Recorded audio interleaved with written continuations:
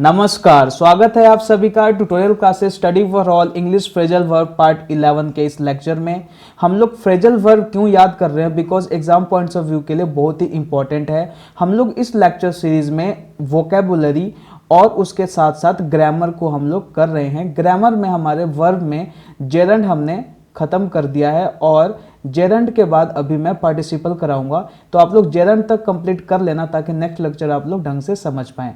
अच्छा, आज जो मैं फ्रेजल वर्ब कराने वाला हूँ वो कैरी से रिलेटेड कराने वाला हूँ। कैरी का आप क्या मतलब समझते हैं? जैसे ढोना, जैसे भाई ये सामान थोड़ा कैरी कर ले, भारी हो गया है, और जब हम कैरी के साथ ऑन लगा दें, ठीक है, ओवर लगा दें या फिर थ्रू लगा दें, तो क्या मतलब होता है और क्या डिफरेंस हो जाता है, आइए देखते हैं। पहला है कैरी अवे, मतलब उत्तेजित हो जाना। इंग्लिश में इसका मतलब होता है टू गेट एक्साइटेड। जब आप बिल्कुल एक्साइटेड हो जाते हो, उत्तेजित हो जाते हो, तो आप कह सकते हो कि कैरी अवे का आप सेंस दे रहे हो। बहुत दिन बाद पापा के आने का सुनकर मैं उत्तेजित हो गया, मतलब आपके फादर कहीं से आ रहे थे बहुत दिन बाद, और जैसे ही आपने सुना कि पापा आ रहे हैं तो आप बहुत ही क्या हो गए, उत्तेजित हो गए। तो किस तरीके से इंग्लिश में आप बोलोगे? I got carried away when I hear about my father arrival after a long time. So आप यहाँ देख पा रहे हैं किस तरीके से ये जो आदमी है बिल्कुल उत्तेजित हो रखा है, और आप कह सकते हो कि कैरी अवे हो रखा है, मतलब उत्तेजित हो जाना। नेक्स्ट है कैरी ऑफ समथिंग, किसी काम में सफल हो जाना, टू सक्सीड। मैं अपने बाल कटवाने की हिम्मत नहीं करूंगा जो अपमानजनक है, लेकिन अनुज इसे आसानी से कर लेता है।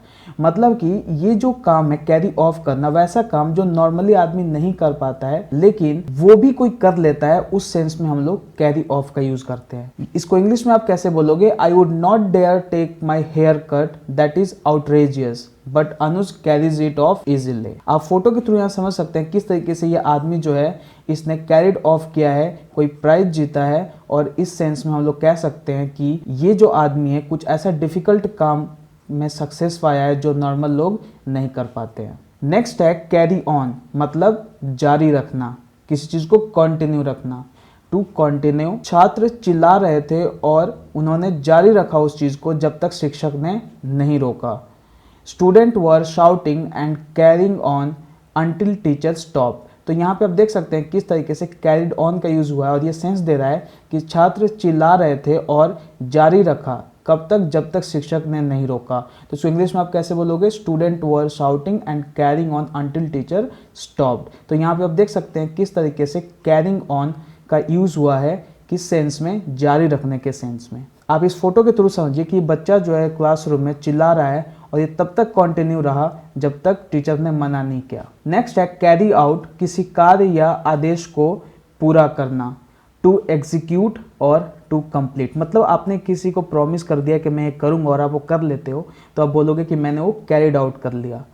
रोगी पर सभी परीक्षण किए गए, इंग्लिश में कैसे बोलोगे? All tests have been carried out on the patient. अब इस फोटो के थ्रू समझिए किस तरीके से ये जो नर्स है किस तरीके से ये टेस्ट कर रही है इस पेशेंट का। नेक्स्ट है कैरी समबडी थ्रू समथिंग, किसी की जरूरतों को पूरा करना, टू बियर वंस नीड। जब किसी की जरूरतों को आप पूरा करते हो तो आप बोल सकते हो कैरी समबडी थ्रू समथिंग।